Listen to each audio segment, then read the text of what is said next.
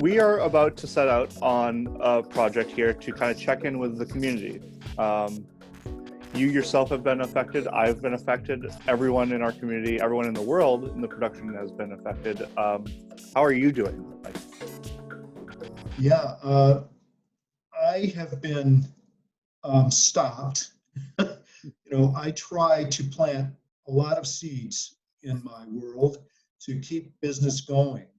And it seems that, if it incentives or work as a switcher operator, RoboCam operator, the Michigan Production Alliance, all the things that I do are stopped in their tracks.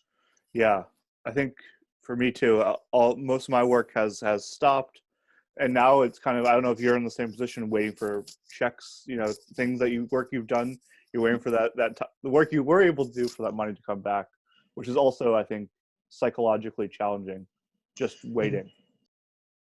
Right, right. And I think a lot of people are feeling anxious and wondering how this will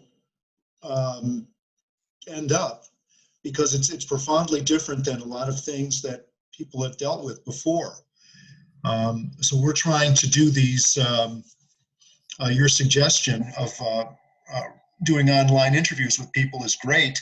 I've called it Michigan Production Alliance check-ins, and people appreciate that. They appreciate that they're actually have been contacted and we're talking. They need to talk. They want to talk. They are very vocal about how they feel. And I think that's important. That's an important step along the way, to allowing people to talk about what they're feeling, because I think that we've talked to people in Grand Rapids, outside Grand Rapids, up in Traverse City, in Flint, in Detroit, and I think it's really good to hear how people in all different parts of the state are doing, because sometimes what we do is actually, can be very isolated. We go to our one job and we don't get a sense of our community at whole. And in times of crisis, it's important. It's true. It's true. I'm hoping to have a discussion with people about networking and the kind of things that we do. I wrote a book. I probably mentioned it to you back in 2008, and then published an ebook version of it back in 2018.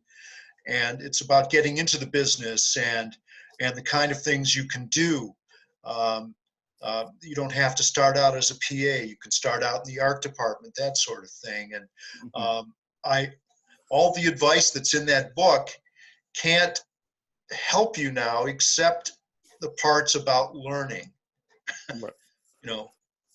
That's something that a lot of people have said, and you have mentioned before, is that this is a great time to do a little bit of learning, to read. I mean, whoever has time to really read something that there's a little bit more out there. I mean, I've been reading from Sergei Eisenstein's book a little bit. Really? Oh. He's got a lot of interesting. It's very esoteric. Oh. It's extremely esoteric, and he's very drawl and slow. But it's interesting because I never have time for that. Well, I've read the Russian authors as well, and it can be. It takes all your attention. There are some movies and television shows that take all your attention, but don't lead anywhere. A book, right, I found is mostly safe. Yeah, for sure. Reading. Yeah, I do enjoy reading those. Typically during the working week, I will have to get into a manual, some kind of technical manual that doesn't read like English. So it's actually good to read something that flows. Yeah. We've been doing these interviews now for about a week, and I wanted to ask you if there's anything that you felt in having these conversations, of course, not giving anything away because they'll be released, but anything that you felt that you get a sense from the talking to everyone. I'm getting the sense from the people that we've talked with that they have not given up. They're not defeated. This will be a process that has to be gone through, and we'll learn from it. That's the basic idea. Yeah, I think it's going to be the rise of the telephoto lens. I think you can't shoot. I guess I'm shooting this on a 24 on my end, and I'm like, I couldn't shoot this if I had an operator or a boom operator here. But if I had a telephoto lens, I could be 6 feet away, which is the circumference I need to be from talent, and then just, there. That's true. That's a good point. That's a Yeah. beautiful point. And the online options, the online platforms, they're out there, they're available, they're making themselves available. So I've seen some great things looking around in the world, schools that have had their entire choirs online. Mm-hmm. Um, Yeah. So it's just a matter of the people that are, what technology they have available. A lot of the people that I work with and that I've talked to over the past week or so are trying to retool to a point where they can do very small online meetings for agencies and companies for the Yeah. year.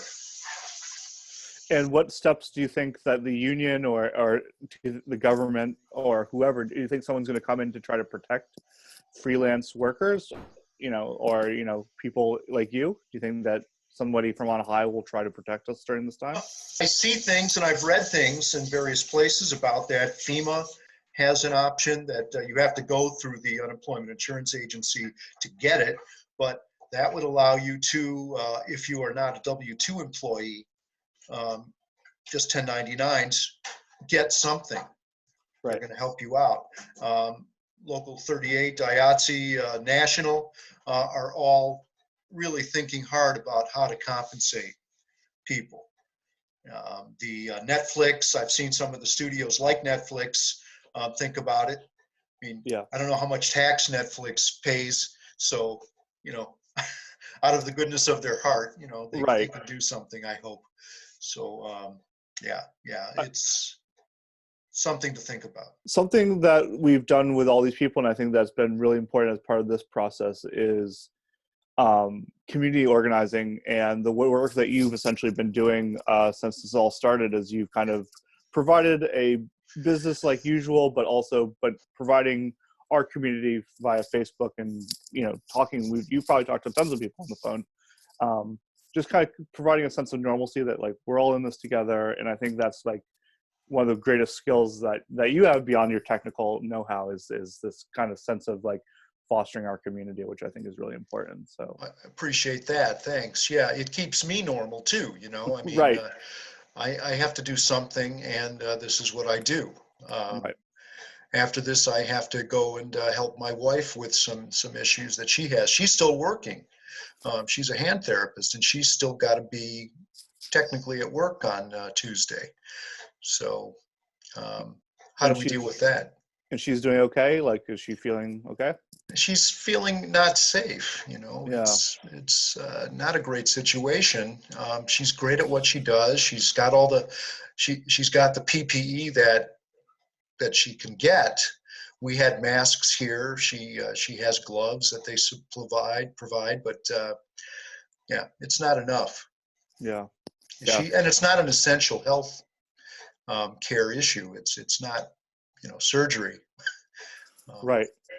So that's an issue that we're going to have to discuss. But yeah, so most everyone I know is not working. If we have to, we're going to find ways to get back to work. And I like we mentioned offline about the bunny suits that we can wear, hazmat suits, and paint them black so we can have our hazmat ninjas working on set. Right. I can just imagine that now. Imagine the orchestra on one of our gigs. The old orchestras in black and white tuxedo hazmats and there you go. On. Yeah. All right, man. Well, hey, thanks for having this time and making this thing happen on your end. You're welcome. Thank you for doing it.